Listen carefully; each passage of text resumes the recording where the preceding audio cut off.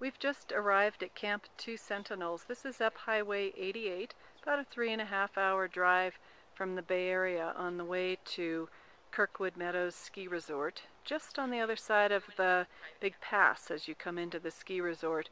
We're at about 7,800 feet and we're looking at the parking lot right now.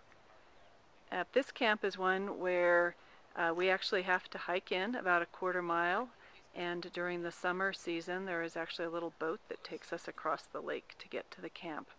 This camp has been in continuous operation since 1936.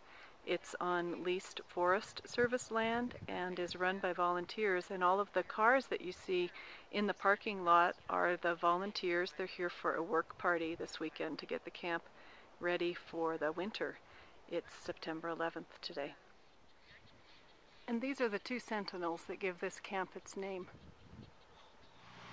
So we're in the camp now. We just had the flag ceremony, and the flag is flying at half-mast today in memory of those who lost their lives on September 11th.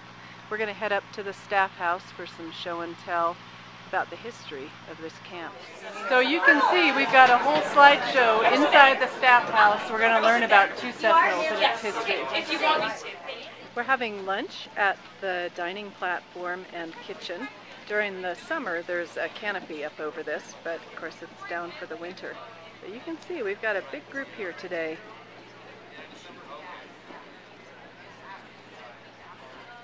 This is the staff house. This has a new roof that was put in last year. This house, I'm going to back up a little bit so you can see it. It actually gets completely covered with snow in the winters. And one of the challenges of this camp is winterizing things, so we actually provide structural support for them when the winter snows come. The steps here are one of the next things on the replacement list, but that'll be work done by volunteers. So this is the tag house. This is where kids come up with their parents who are volunteering. These guys say it's the coolest unit in camp. The balloon represents the fact that a girl did a Gold Award project in here to put in shelving and bracing. And we're going to take a little tour and we'll see the Biffy that's near here, built in the late 90s also by volunteers. So this is the one of the 2 shower houses. These are our tour guides, and they just explained to us that we have what are called inline water heaters here that heat on demand, which is important because the heating all comes from propane, which has to be taken across the lake by boat. This shower house is on our list of needing replacement. You can see it's a little rustic. It's passed the health inspections, but needs to be replaced within the next few years. This is, of course, the meadow at 2 Sentinels.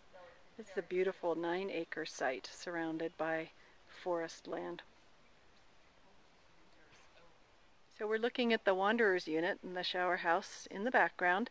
This unit is for girls 7th through 10th grade, and they are one of the introductory backpacking units.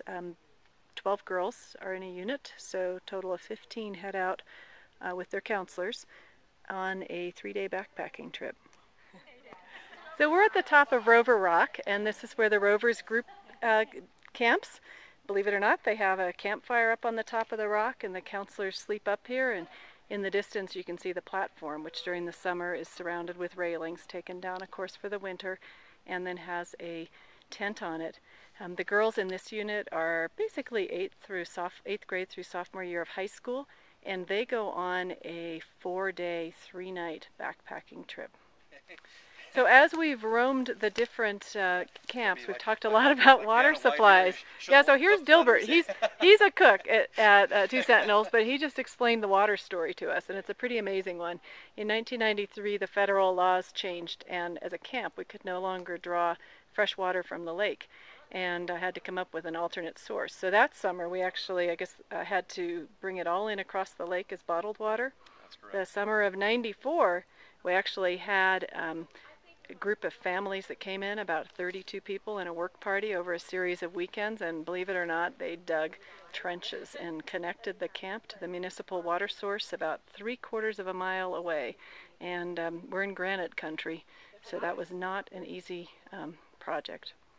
So pretty amazing volunteer dedication. So this is the Gypsy unit. It's one of the original units from when the camp was constructed in 1936.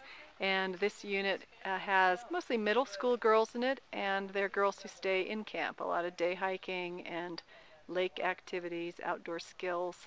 They do outdoor cooking and cook a meal for the administrative staff. So that's the gypsy unit. So here's the shower house built by volunteers. This is the newest. The foundation was laid in 2002, and through various challenges, including hauling in the materials, it wasn't completed until 2004. And we have down here some of our staff, but also volunteers, including the volunteer who actually led the construction of this shower house.